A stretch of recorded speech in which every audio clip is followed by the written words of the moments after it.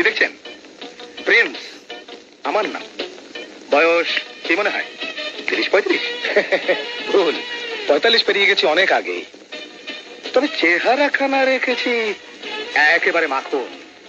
আরে চেহারা সুরত দেখে কি মনে হয়? ভদ্রলোক, বেশ সাদাসিধা একজন জেন্টলম্যান। এটা দ্বিতীয় ভুল।